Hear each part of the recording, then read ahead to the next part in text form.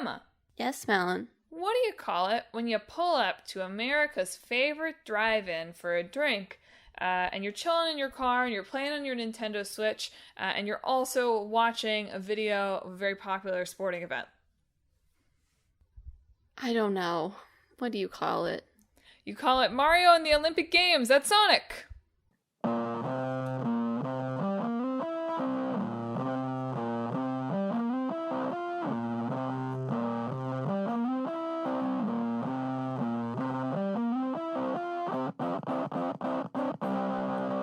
Hello and welcome to Talk This. It's dangerous to podcast alone. I'm your I know how to put things in different orders host, Madelyn. I'm your canceled host, Emma. And thanks for tuning in to this week's episode. This week we're talking about sort of topical and also sort of just a little too late. As usual, we're always a week or two behind. It's kind of topical. Mario and Sonic at the Olympic Games. And we're talking about Balatro. Which we'll never be behind on, I think. It's impossible to be behind on. It's an eternal sort of game. For you individually and the world. For me individually and the world. Yeah. Maybe. Did you watch much of the Olympics? I, in fact, did not watch, any of the Olympics this year. I saw all the funny shooting postures. Yep. On Twitter. Yep. There's the breakdancing controversy thing that's ongoing. Yep. It's not coming back in LA, apparently, breakdancing. Oh, well, yeah. That's about the right response. It was weird. It was a weird, I don't know. I mean, I didn't really look into how they judged it or, what the process is there, but it feels like a weird one to, score, I guess. I feel like it shouldn't be functionally that different from, ice dancing, but that's not fair. What this podcast yeah, that's is fair. About. Yeah, I watched, a little bit of it. I saw some hurdles. Did you know that you can knock down a hurdle? I was aware of that physical possibility, yes. No, it doesn't disqualify you. Oh. It so just if you... slows you down, right? So there is the possibility of just a tank run. Yeah. Because I think the guy who got second place knocked down a hurdle. Feels like that should be Bowser's, strategy of choice. Yeah, just plow through it. Just tanking the hurdles. No, I saw some badminton. That was crazy. Mm-hmm. The level of focus required for badminton at that level feels impossible to me. Mm-hmm. Just the mental fortitude, let alone the physical ability to move that quickly. Yeah. I saw some steeplechase. I don't think steeplechase is a featured event in Mario and Sonic at the Olympic Games. Too bad. It is too bad because it is just you run a race and at some point there's water.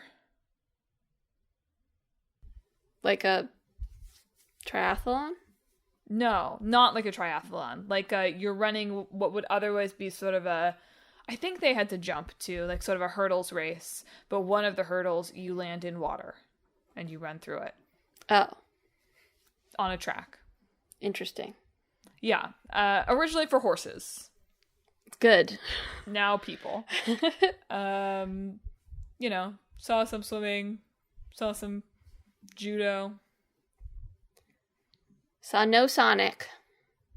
No or Sonic. Mario. They have been banned. They've finally been banned from the Olympics. The tests came back, and Sonic is not a human. And so ineligible to participate. Yeah, so Mario and Sonic at the Olympic Games. We definitely had one of these. We did. I think the DS one is my feeling, but I could be wrong. Are there not two DS ones? I think, sorry, a DS one. Yeah. Yeah, I don't know which city it was. Me either. I don't think the experience was so different. It's my impression. We did have one of these, and I considered passing it off as just, oh, I played Mario and Sonic at some point. But I did play Balatro because it seemed like the kind of game that I might get a little too into. More on that later. But yeah, the first one came out in 2007. The ongoing weird thing about these games is that they come out like 9 months before the Olympics. Well, it's for promotional purposes, right? It's to get you hype for the Olympics, not to Sure, be like, the Olympics needs a lot of promotion. Not to be like, I miss the Olympics. You know? Like, I guess I still sort of feel like that's a long lead time for me. Okay. I think they're probably releasing them, I guess, so you can like give them as a Christmas present in the lead up for the summer ones anyway, for the Olympics. But it's funny to think of the Olympics as needing like promotion. Like Mario and Sonic are going to remind you that the Olympics are coming. We definitely had the first one, by the way, because the London one was on the 3DS, not the DS. And we definitely had the DS one. The OG. Yeah. Anyway, Mario and Sonic at the Olympic Games, came out in 2007 for the Wii, and then there was a 2008 DS version. It's a sports and party game, developed by Sega and published by Nintendo, although they do some like swapping of that over the course of the history of the series. As it said in one archived interview on computerandvideogames.com from one of their marketing things, Mr. Miyamoto is always there when Mario is involved. Couldn't have said it better myself. Yeah, because the first one was like a Sega development. They had gotten the contract from the IOC to make a video game, and just somehow ended up approaching Nintendo. I couldn't find like a good story. Like most of the interviews I read were like, I don't know, it just kind of happened. So what I found was that, obviously in the 90s, things between Sega and Nintendo were quite tense. Yeah. Sonic was basically created to be the cool older brother to Mario, who, you could imagine swearing. Yeah. As we've talked about on the show before. But apparently they all worked together on it's like F-Zero GX in the early 2000s, and things had started to thaw. And so Yuji Naka, who made Sonic, and Shigeru Miyamoto, who is Mario's bodyguard, had apparently been talking about bringing them together as early as 2005. And then, like, the Olympics felt like a special enough way to do that. Although, ironically enough, everyone was like, why did you do that with this game? Yuji Naka, before he was sent to prison for insider trading. Yes, prior to the insider trading.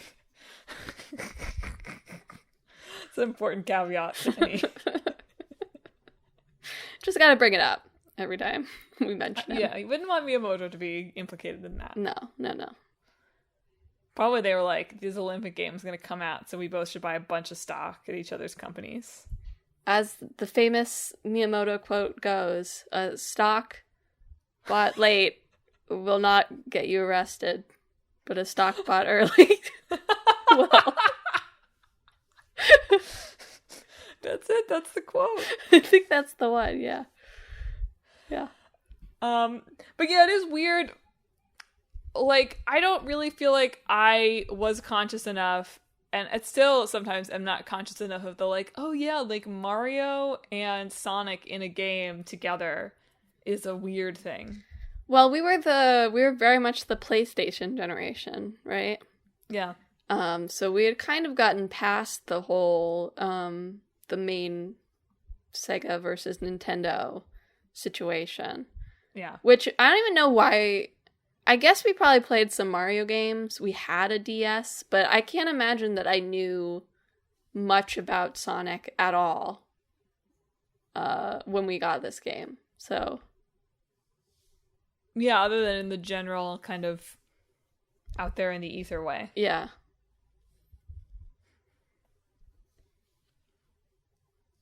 I also can't remember why or how we got this game. We just collected a bunch of DS games, I think, over the years. Yeah. We got a bunch of weird ones from what I remember. Yeah. Anyway, big deal that Mario and Sonic are together in a game. And, in isolation of thinking about what people want out of video games, it's a nice situation to bring them together.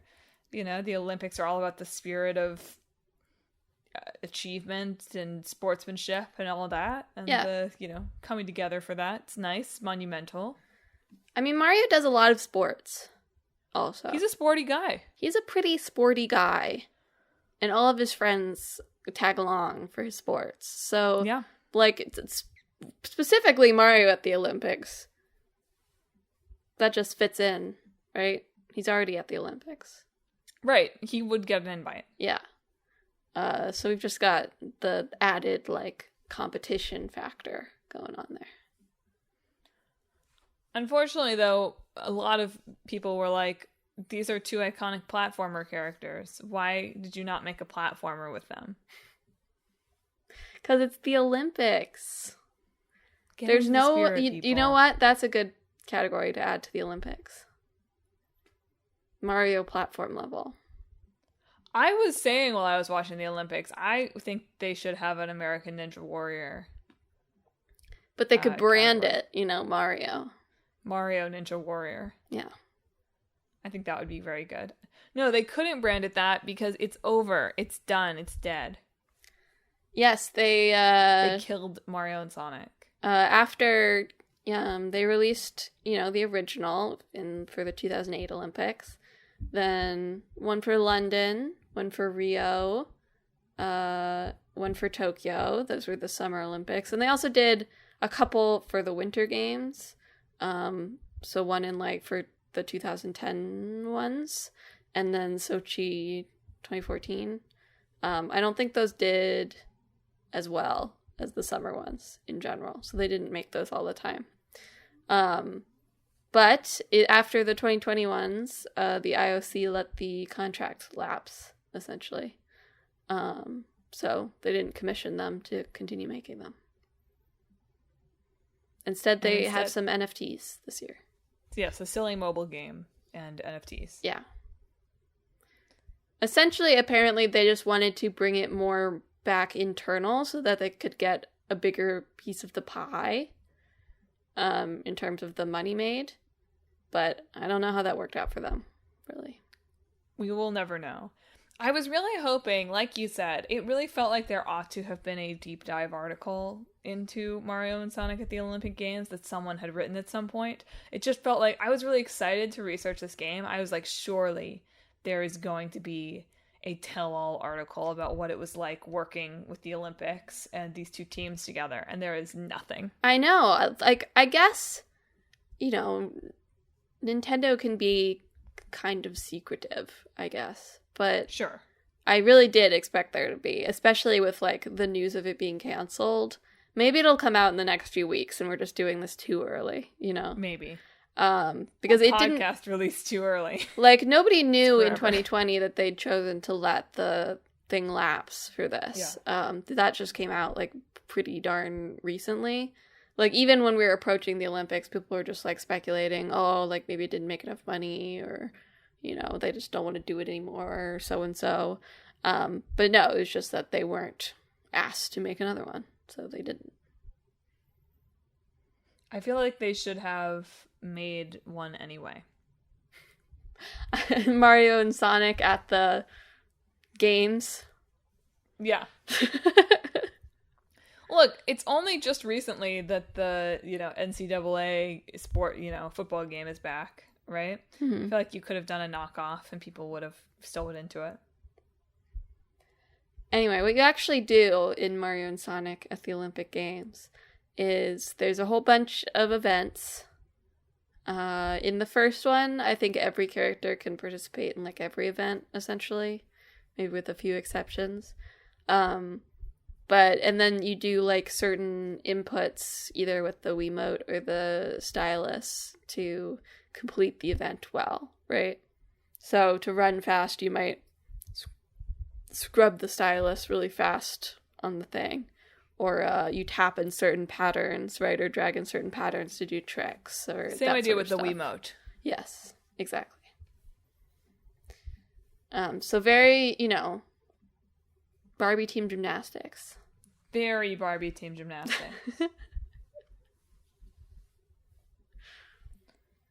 They also have a few like dream modes that essentially makes the sports like a little bit more fantastical, to sort of suit the Mario Sonic world type stuff. I think they eventually phased those out. Yes, you have like a diving thing that's sort of like skydiving, so sort of more of a Sonic homage. There's like sci-fi table tennis, that kind of thing. I do think it's interesting the sports that they like chose, some of them. I like the give Mario a gun. Yeah, shooting, of course. Yeah. Table tennis, but not tennis. Well, he already does tennis. I know he already Actually, does I don't know tennis. when Mario Tennis came out. The first one. But the first game has just a lot of like running and hurdles and relay. Yes, I very much remember doing the 400-meter race for some reason. But I also think it's like they picked vault and trampoline for gymnastics for the first one. It's like, it's like some of the more exciting Olympic sports. I'm curious that they did not make the cut. I bet there was some, like, they wanted them all to be relatively short, right? Yeah. So the other two gymnastic things, those take longer, right? That's true. In 2012, we get uneven bars. Uneven bars comes in. Yeah. They Might also also get to be ride some, on horses. might also be some, like, oh, we figured out how to animate this one. Yeah.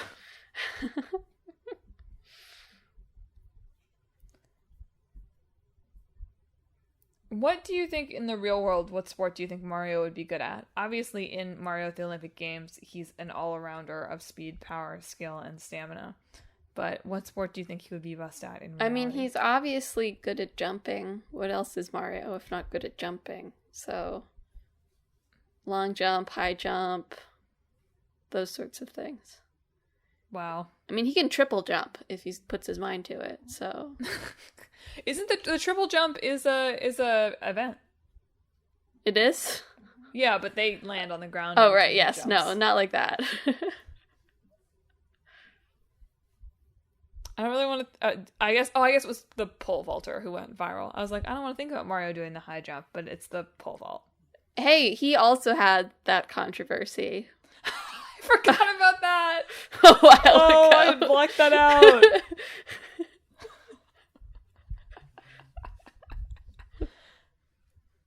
So it fits perfectly. What do you or think not Bowser... so much. I guess Bowser I already determined would be best at the hurdles. Yeah, right, because he just charges. Could also be. I feel like Bowser and the shot put guy are kind of built similar. Mm-hmm. Sonic's obviously all running events. Yeah, speed, of course. Maybe diving. I feel like Sonic has a falling through the sky situation. His head is so big though that I think no the matter what he aerodynamics of did, the splash would be pretty bad. What about Peach? She sword fights, right? In her new game. I guess that's true. She's picked up some skills. I don't know. I don't really know very much about Eggman. I don't know why they let him participate, honestly. Bowser's one thing, right? Just Eggman misunderstood, really. Eggman's like evil, is my understanding of Sonic lore. Look, evil people are allowed to participate in the Olympics. I know. Yes, I know. I had another good one, and then I'm like, who is in what? Like, what would Toad be good at? Is Toad even allowed to participate? Toad would be good at everything. I don't know what you mean. And Luigi would be good at nothing. Yeah. Luigi would be good at the ghost hunting sport. Yeah, Luigi would be like, is there a vacuuming event?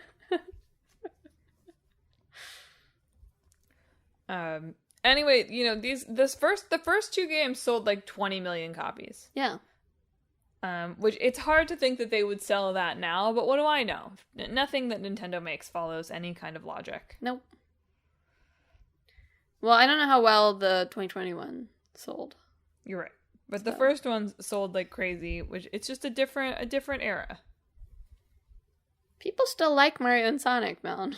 I'm not saying that people don't like Mario and Sonic. I'm just like, this kind of... It didn't get... The reviews were not great. No. The reviews were like, on Wii, they were like, it's too involved. This is a party game. We want to be able to pick this up and play with our friends. And on the DS, they were like, it's not complicated enough. So you just can't win. You get those versions for different purposes, so of course you do. I just thought, I was like, man, those developers must have felt angry about that. I guess so. I would feel angry. I mean, you know, when you were making the DS version, I bet it was pretty substantially different from the Wii version. No, so. Absolutely. I know there were at least a few different sports in each one. It just gives the vibe for me of, like, licensed game. I know the Olympics are not a movie. It literally is. It is a licensed game. I mean, I know it is. But I mean, like, movie tie-in game. Yeah. I mean, yes, it is. I know, which I just think we're more suspicious of now as a culture. And maybe just generally a little bit less... What country does Mario represent? I don't think they have countries in these games. Wow, so he's like unaffiliated. The Mushroom Kingdom is not allowed to participate. I don't think they're like associated with any countries in these ones. Probably for the best. There's always some, like, plot going on of, like, Bowser and Eggman are trying to, like, ruin the games or something. So, but you're usually resolved pretty quickly. I mean, the spirit of, you know, sportsmanship and collaboration and competition. Yeah. Even Bowser and Eggman are powerless to resist. Yeah.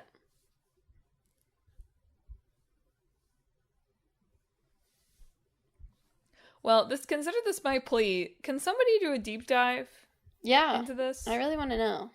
I really want to know what it was like and, like, how involved anyone at the Olympics was in setting this up and that sort of thing. Like, I'm really curious, so please do it. I'll, like, commission it. Is there poker at the Olympics? No. There's not. Should there be poker at the Olympics? No, there should not be. But there is an esports Olympics next year. Cool. It's in Saudi Arabia, so I think people have mixed feelings about it. But they do have an Olympic tied-in esports tournament. I see. Wasn't it? No, it was the World Cup that was going to be in, like, Qatar, right? Yeah. I was thinking about the Heat. Yeah. I was like, maybe, you know, that's the one sport you want to do when it's in Saudi Arabia, maybe, in the summer. Yeah. But there's also not really poker in Balatro. I mean, there is. But there isn't. No. Yes, Madelyn, tell us about Balatro, since you've played it.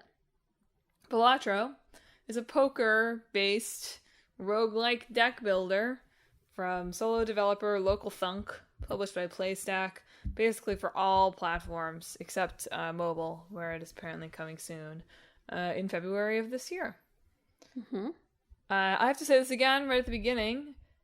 Yet another example. Remember how I made such a big deal out of being like, this can't happen anymore. Like, solo dev, small team, crazy success? That's not realistic.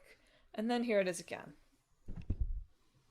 So maybe that's the only way to make it. How about this? I'm going to go the other way. It's the only way to make a successful game.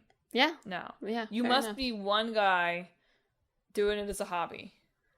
Yeah, I really liked the interviews with Local Thunk. He's weird. Yes, I was going to say he is anonymous, but most articles I read used he, him pronouns, so that's what I'm going to do as well. He's not like... Most of them were like, oh, he's not, like, really secretive about it. Like, they're like, I have a recorded file with his face on my computer. Yeah. But just not trying to put his name all out there at the same time. But it was fun reading, like, he just, like, a lot of his previous games were just, like, he just made it for a few of his friends to play and try out. And so this is like his first big commercial release. Mostly done because he needed a little extra money, apparently. He seems unhealthily well adjusted about it. I know. So, let me tell you a little bit about Balatro. So, on the face of it, when it starts, it looks like a poker game. Now, important to note up front, in case, I don't know, any EU regulatory bodies are listening, this is not a gambling game. I mean, look, I did see some reviews that were like, this is not a gambling game. Like, you don't gamble with your money. And, like, you don't in the sense that you aren't placing literal bets that return to you. I think it's, in some sense, not correct to refer to the way that you spend your money in this game as not making gambles. But, I think that there is a unfortunate skepticism. You don't gamble your real money in this game. Right. So, it's not a gambling game. And you also don't gamble your money in the sense that you're like, I bet $5. But you might be betting that it's worth spending $5 on this thing. Okay, Madelyn, that's just pedantic. What? I recognize but you mean buying something within the game? Yeah. Okay, you need to be clearer about your phrasing. Sorry. What they're saying is like currency. It's not, you're not gambling in the sense of doing gambles like you do in gacha games. That's right. There's no real money and being gambled in any sense. There is also no fake money being gambled in the traditional way you would expect in a poker game. But yes, whenever you buy something in general, perhaps you could say you're making a gamble, which is how I interpreted what you said. That is what I was trying to say, but I also felt like I feel like undersells what I'm trying to say about this game, which is that you are constantly making the decision of like what is worth what. Like a roguelike. Well, and in that sense, all roguelikes are gambling games. Yes. But don't tell that to the European Union. As long as it's not real money, that's what the actual gambling regulatory system is for. It's not like... No, you say that, but Balatro was briefly banned in several European countries because they decided it looked too much like a gambling game. Yes, they do that for a lot of stuff. I know. Anyway, so in this game, it looks at first like a poker game, right? You're dealt a hand. You have to play, poker hands, full house, straight, flush, two pair, etc. And unlike poker, those hands have specific point values. I mean, they sort of have point values in poker. Like, hands are better than other hands, but they have point values that accrue to you. And so each, like, the game is broken up into what they call different antes, which are kind of like, I would say rounds, but then round means something different. But in each ante, you have the small blind, the big blind, and the boss. Basically, you have three little games of poker, where in each one, assuming you haven't leveled anything up, you can play 4 things for scoring, and you also have the opportunity to discard certain cards in your deck. So your goal on each of them is to hit a certain point total with your cards. If you do that, you win. You get some fake in-game money that you can then spend on in-game buffs for your deck. Mm-hmm. And that's where it all starts to get very interesting, because you can give yourself more cards, you can change the value of cards, you can level up how many points you get for different like poker hands that you can play, etc., etc., etc., etc., until you eventually don't hit a point total and you lose. Also on the bosses have randomly generated, randomly assigned like a debuff or an ability, quote unquote, that like it'll be like every card that you've already played in this ante doesn't count for any points, or spades don't count for any points, or every card in your first hand is face down so you can't see what it is, that sort of thing. Apparently at least the like putting points on the thing comes from a Cantonese card game called Big Two, or President's Janitor Asshole is another name for it, apparently. Which you do, like, score your poker type hands in that. But I don't think you do as much, like, buying jokers or anything. Probably not. Yes, so that's another thing you can buy in the shop. After every hand, you go to the shop, where you can buy all of these buffs, and one of those buffs are these Joker cards that have different abilities and multipliers, and everything is, you get a certain number of chips, and they get multiplied by a certain thing, and it's like a lot of math, basically. It's a math game. Indeed. This is a game that it's hard to explain in a way that makes it sound particularly fun, I think. Hopefully you hear poker roguelike deck builder and you know whether or not that's a thing that's interesting to you. It does not really require any real poker knowledge. You eventually have to get familiar with the 10 hands that count for points in poker, but that's it. You don't have to be a card shark in any way. Unfortunately, card sharks, it will not really be helpful that you know how to play poker, because it rapidly becomes something quite different. Yeah. You know how recently I've been talking a lot on the show about I feel like I've been talking a lot on the show about the genre of review for certain kinds of indie games that's don't read this review, go play the game. Right. Balatro is a different genre of review that I feel like I have seen repeatedly, which is, don't play this game, it will ruin your life. Is it wrong? Are they wrong? They aren't wrong, except I feel like we're in an interesting situation here at Talk This NYC HQ. Mm-hmm. So I played I played a couple of rounds of Balatro. The first one I lost in very short order because I feel like I didn't fully understand some of the mechanics and how they worked. And then my second round, I made it to the end of Ante 5, and then I got a boss called the Mouth, where you could only play the same type of hand for all of your scoring things. So you'd be like, I'm only gonna play. I did 2 pair, and that did not work out well enough for me, and I lost. And so then I play a little, and I in preparing for the podcast, I did some reading about Balatro, read these interviews, blah blah blah. And then I was like, okay, I have to circle back and read what will no doubt be a really interesting deep dive into Mario and Sonic at the Olympic Games that I will find when I Google Right. for it. Yeah. Quickly, boyfriend, why don't you play around a Balatro and just entertain me, right, in the background? And then Clickbait Boyfriend won his first hand. Or won his whole first game. He got to the end. He got to the end of all 8 antes. Impressive. It's unbelievable. For context, that's not really how this usually goes. He is a card shark, but only for really effed up cards. Really fake effed up cards. Yeah. So we're thinking he's gonna go pro. Yeah. Yeah. The esports Olympics for Balatro. At the esports Olympics, he will be there playing Balatro. It is pronounced, well, it's pronounced Balatro and or however you want to pronounce it, by the way. It's definitely the Latin. I read an article.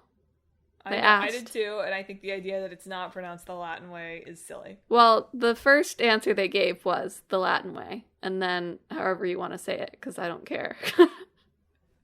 I did think it was funny, and I can see how if you were just sort of looking at the logo, you would make this mistake. Of the author of that Polygon piece was like, I thought it was Baltro because I wasn't reading the ace that's in the logo as an A. Which I can see. It doesn't really, stand out to you. I just thought, I was like, man, how would I have made that mistake? And I'm also realizing that I had the benefit of having read the title of the game before I looked at the logo. Yeah, fair enough. Anyway, this game, which, again, this anonymous Canadian dude basically made us, for a while, mostly a hobby project. Now, he eventually was like, I started spending 14 hours a day on this, and it was really unhealthy, which it just seems like you can't make a game without having to say that in an interview at some point. Right. But, it's just, the kind of story that it's like, I know, I just said, oh, it does happen, of course. But this one even feels even more improbable in some ways. Because as this guy tells it, he put an early build of it up on Steam in 2023. He's like, I didn't promote it. I didn't send any emails. Some YouTubers found it. and things got crazy from there. I mean, to be fair, there is a sizable contingent of like variety YouTubers who are relatively large channels who may just find something, right, in searching for content. So there always is a chance that like some big Let's Player variety gamer will, like, if you just put it up on Steam, they'll be looking through like new releases on Steam for weird, trashy, strange little games and might find it. But it's not usually how it works, yes. It's just like crazy to think of like being discovered on Steam in 2023. Yeah. And discovered in the sense of this game then went on, got some traction, got some player feedback, continued to iterate, and then when it was released in February, it like made $1 million in like an hour. Maybe it is gambling. That's why they banned it. Like, that's suspicious. Yeah. No, and like the more you read this guy's interviews about it, the more it's like, who are you? Like, you don't even seem to know what you had. I mean, you did, but everything he's talking about, he's like, I just like making games. Yeah. Like, it's cool that I'm a multimillionaire now, probably. Yeah. But like, I just really, like, I'm just actually eager to get back to making games. Yeah. He has said that he will continue working on Balatro as long as it's still fun, essentially. Yeah. So there is some planned content updates, as well as the planned mobile versions, coming within this year and next year, at least. Apparently he likes making new Jokers and stuff, so you'll probably see some new ones of those. But things he doesn't like. Poker. Or roguelikes, really. Or roguelikes. There's a really good, the Games Radar interview with him is really good. I think there's also one on Polygon about, like, expanding it. But yeah, like, he didn't play, like, any big roguelikes. He said he played Slay the Spire, I think, eventually. Just a little. To figure out how they handled, like, directional controls on controller. But didn't, like, pull anything really for reference, like, anything new for reference to work on it. Which he wasn't, like, against, to be clear, in this interview. He was like, sometimes, you don't need to reinvent the wheel. But since he does this just for fun and for his hobby, apparently, it was more fun for him to try to figure it out for himself instead of, like, referring to other games. That interview was just so fascinating because he's like, no, I don't like poker very much. No, I haven't really played other roguelikes. There's people, like, he starts to talk about what I assume is, like, a speedrunning community of it, more or less. And he's like people who are playing specific seeds. And he's like, I don't really get that. Like, they like something about the game that isn't what I like about the game, but... like, I try to make it workable for them. Like, it's just really... and they're like, it's pretty cool this happens. He's like, yeah, it's pretty cool, but I just really just like making games. It's like, man, what? I mean, the original intention of this was just going to be another, like, I'm sharing this with, like, my small group of friends, right? And was originally going to have online play to play with other people, which is not how the final version turned out. No, you don't even, to be clear, it's a poker game, which makes it sound like, you're playing against the house or whatever. You're not. You're just going for score totals. He also expressed in this interview, like, part of the reason he's just going by local thunk in these interviews isn't really, like, because he's super secretive, but because he's sort of compartmentalized this part of himself a little bit, is setting it aside from, like, his normal life and stuff, which, again, guy just seems like he's very chill. I mean, also, this is basically like winning the lottery. Yeah. So good for him for finding out a way to be anonymous, because he can probably hide from everyone around him if he wants to, that he's got to be in a new tier of wealth. Yeah. I did want to talk about, we've been talking about Polygon a little bit. I think this is a different set of articles. So I read the review of Balatro on Polygon, and I literally made a note for myself that was like, some of the reviews, Polygon, I'm looking at you, got a little bit too philosophical about the appeal of numbers go up. There's like a paragraph in this review on Polygon. I did eventually write down this guy's name, or I thought I meant to, and then I didn't. The guy who wrote the review on Polygon. Yes. And then he on his own site too. I have a bunch about this guy and I didn't write down his name. Grayson Morley. There it is. And I was like, like this is a really like intense analysis of like the appeal of numbers go up and like the psychological appeal of that. And like, don't we get it? We probably don't need to do that. And then he like has his own site called like Backlog Games where he blogs. And there's a whole article about how maybe the way that he plays games like Balatro is not very healthy. Mm-hmm. Where he's like, I love how the numbers go up, but I don't love that I'm using them as like a simulacra of achievement, he says. And like, I like, here's a quote from it. Before I deleted Balatro, like deleted it to like stop playing it, I deleted Binding of Isaac. Before I deleted the Binding of Isaac, I deleted Hades. You get the point. I reach a certain point with these kinds of games where I feel I must be rid of them to move on with my life. The only way to move forward is to erase the temptation. Fair enough. But unfortunately for me, he ultimately comes to the conclusion that he like should be able to play these games basically as a reward for his kind of like Pomodoro sprints, which is really unfortunate because I was already thinking to myself as I played Balatro, I was like, this is going to be a great game to like intersperse with work.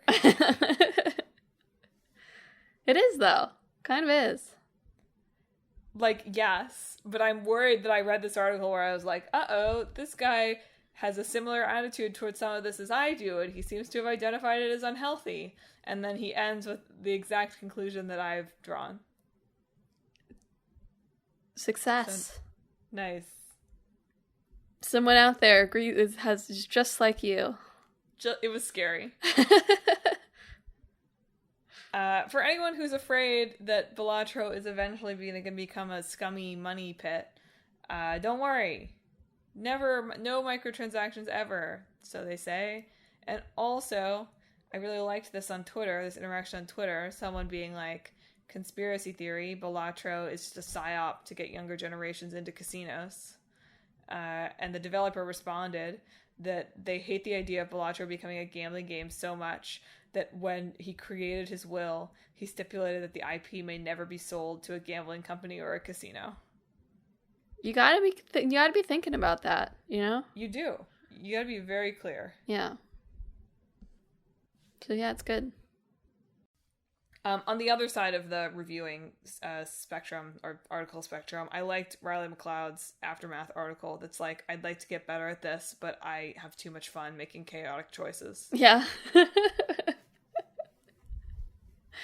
That is the other side of the roguelike player, I think, right? There's someone who's very, like, optimizing, numbers go up sort of thing, and there's, I think, the type of player that's a little like, but that would be funny. Yeah. So. And maybe some people in between. But those are the two extremes, I think. Do you think he should have named it Joker Poker? You know? I don't know. I don't know. Would it have been successful if he'd called it Joker Poker? I sort of feel like no. It's funny. It's a funny name. But something about Balatro, I don't know. It calls to mind like, oh yeah, like, that's a game I've heard of. Or like, that's a game that's like installed on my computer. Something about the name. I don't know why. It reminds me of some kind of other like inscrutable card game title that I can't think of right now. Well, what does Balatro mean, Miss Latin? It's Latin for jester or buffoon. There you go. Which, by the way, we're playing Lorelei and the Laser Eyes also right now, and when I read, like, something was like, it's Latin for this, my brain went, I should remember that. Like, it's Latin. Like, that probably means something. You know, maybe it will turn up in Lorelei, you don't know. I'll freak out. I'll lose my mind. lot of number games right now. Love a good number. Love a good number. Well, shall we make our poker takes to the Olympics crossover game? Decathlon roguelike. How does that work?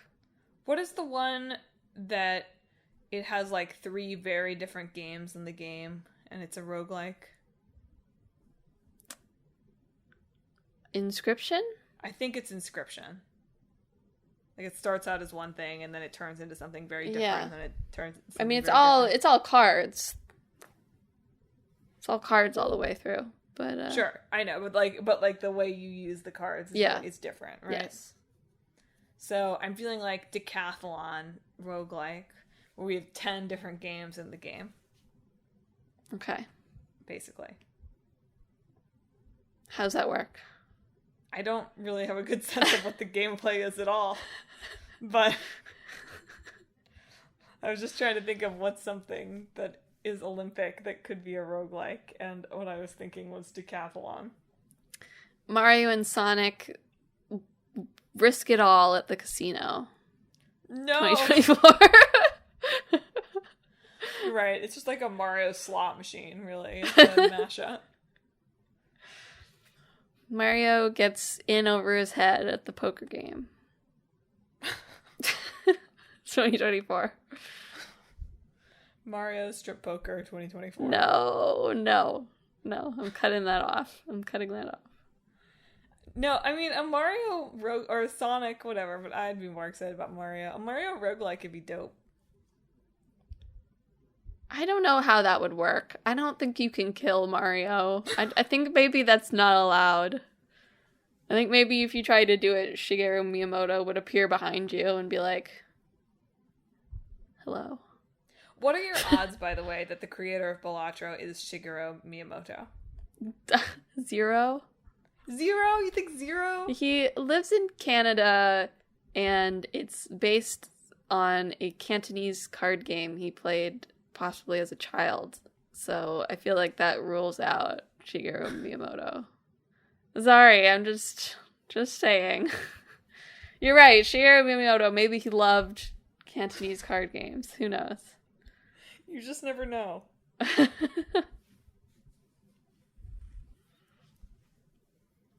Or rather, what do you think are the odds that this person is actually a developer that someone would recognize? Like, what are the odds it's Druckmann? I don't think... Druckmann doesn't live in Canada. Druckmann wouldn't be this pleasant in interviews. No. I don't know. I don't think it would be anybody, like, really famous. Maybe they have another job at an actual video game company. That seemed like it might be. There was at least one interview that made it seem like this guy works at a game company, but it wasn't 100% clear to Which me. might be another reason for the anonymity, because sometimes you're not allowed to really release games on your own under your contract, so. Anyway. I think you could kill Mario. Kill Mario and then rise killed again. Luigi. Didn't Luigi die? In like an ad? And like a Smash Bros. Trailer? Yeah. Yeah, you're right, maybe. There's something funny to the idea of like Mario comes back as a ghost and you have to avoid Luigi. That's not really pulling from either of the games. I was just thinking about that. That feels like something for a Mario Dark Souls, not for a Mario Souls. Yeah. Not this. But I think you could do it. He'd just get to the end, he'd go, "Oh no!" And then that didn't really sound like Mario. That sounded like something else. I don't. He'd go, "Mamma mia!" That didn't sound like Mario either. Sorry. Okay, well, we gotta work on it, I think. Let's get Charles Martinet up in here. How about that? All right, Charlie, help me out, brother. Yeah, I feel like pulling the roguelike element is like the last. We need weird cards, is what we need, right? Mario Chain of Memories. No. No, it would be fun. Like, cards designed like Mario or like, like the mushrooms or whatever. Like, there's all sorts of like Mario things that would be fun roguelike cards. We could make a, go into the physical realm and make a really weird Mario card game. Sure. Design, like, new rules for the different Mario cards that you get. Could you do a deck builder that's also a platformer? Isn't that, what Neon White is, sort of? Sort of, but I feel like the deck building in Neon White is not quite... The speed of that is not quite what I want. Like, And I guess you don't really build your deck, you're just sort of, like, given... Yeah, you are kind of given a deck. I'm just thinking, like, Mario has to, like, navigate through the world. It's turned into a platformer, even though Mario and Sonic, the Olympic Games, is, like, notably not a platformer, right? But, yeah. I'm just taking... Yu-Gi-Oh! What? No. Just make Yu-Gi-Oh! I won't do that. It's like a sport, and also it has cards. No. Yeah. I guess they do actually use the cards in Yu-Gi-Oh! Yes, they do. Like... Oh, that sucks.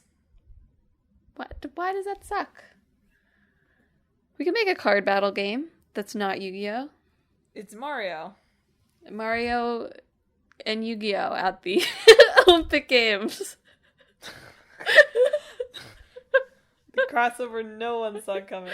I would buy that just out of curiosity, honestly. Switch to launch title. Ever been in the same game other than Smash? Who? Mario and Pokemon? Yeah. I don't think so. That could be powerful. How about Mario plays Pokemon cards game? I see. Yeah, no, we could make a Mario card game, like Pokemon cards. That would make them buttloads of money. You know how much people spend on Pokemon cards? Yeah. We just have to get some collectors into it. Be like, get in on the ground floor. We'll give you a holographic Bowser Jr. Exactly, yeah. I guess they don't do, I was about to be like, I can create a Mario game where they're playing sports. That is, in fact, the game that we're talking. I started to try to mash the game up with itself. There are, in fact, a lot of Mario games where he plays sports, too. I can basically reinvent Pocket Circuit. How about this? Right? Like, it's a deck builder. It's a car builder. So you're taking the D out? It's not a card builder, it's a car builder. It's a car builder. Yes, exactly. I didn't even think about that. I think a roguelike car game is probably inevitable. Sounds good. Well, on that note, listeners, thank you for tuning in to another episode of Talk This. It's dangerous to podcast alone. Have you managed to tear yourself away from Balatro to listen to this podcast, or you listen to this podcast while you're playing Balatro? Are you mourning the death of Mario and Sonic, parentheses, at the Olympic Games, close parentheses? Do you feel like there should be other games about the... It's weird that there aren't more Olympics games, honestly, when you think about it. Do you think about it? If you have thoughts on this or anything else that we have talked about this week, hit us up on social media. We're on Facebook, Twitter, Instagram, and YouTube at Talk This Podcast. You can also visit our website, www.talkthispodcast.com, where you can read all about the show, check out the games in the hat, coming right up, and read our blog featuring long-running series Clickbait Boyfriend and Split Screen. But most importantly, if you enjoyed the show, you should subscribe. We're on Apple Podcasts, YouTube Podcasts, TuneIn, Spotify, Pandora Podcasts online and on the app, Overcast, Pocket Casts, wherever you can find podcasts. Subscribe to Talk This. Next week, it's Emma's side quest. Yeah, we'll see. We'll find out. But in 2 weeks, what's it going to be? In 2 weeks, for our old game, we're going to talk about Lunar Silver Star. And for our new game, we'll be talking about the Exit 8. So look forward to that. All well, right. That's it for this week's show. You want to sign us off? Yeah. We're out of cards. Yep. Did you say I should sign off? Yeah. All right. Listeners, this week, I hope that your secret project gets 1,000 times multiplier and you become a secret multimillionaire with only the number of people knowing about it that you want to know about it at the Olympic Games.